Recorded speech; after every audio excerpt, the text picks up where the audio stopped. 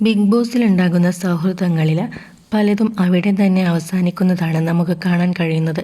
ചില ബന്ധങ്ങളാകട്ടെ പുറത്ത് എത്തിയപ്പോൾ വലിയ രീതിയിൽ തെറ്റിപ്പിരിയുകയും ചെയ്തിട്ടുണ്ട്. എന്നാൽ ഇതിൽ നിന്നും വ്യത്യസ്തമായ കൂട്ടുകെട്ടാണ് ബിഗ് ബോസ് മലയാളം സീസൺ 6-ലെ സായി സിജോ നന്ദന കൂട്ടുകെട്ട്.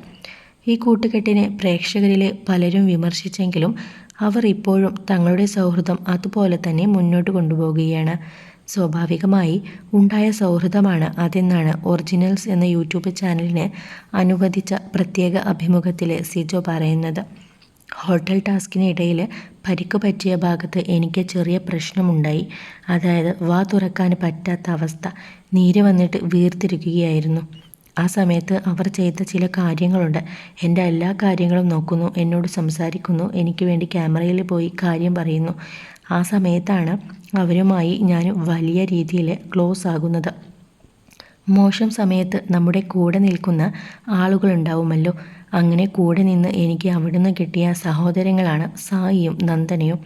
ഒരു സഹോദരിയായിട്ടാണ് ഞങ്ങൾ നന്ദനയെ കാണുന്നത്. അവൾക്ക് ഇങ്ങോട്ടും അങ്ങനെ തന്നെ, അത് എപ്പോഴും അങ്ങനെ തന്നെ നിലനിൽക്കണമെന്നാണ് ഞങ്ങൾ ആഗ്രഹിക്കുന്നതെന്നും സിജോ വ്യക്തമാക്കുന്നു. നന്ദനയ്ക്കും കുടുംബത്തിനും ഒരു വീടും സ്ഥലവും വേണം.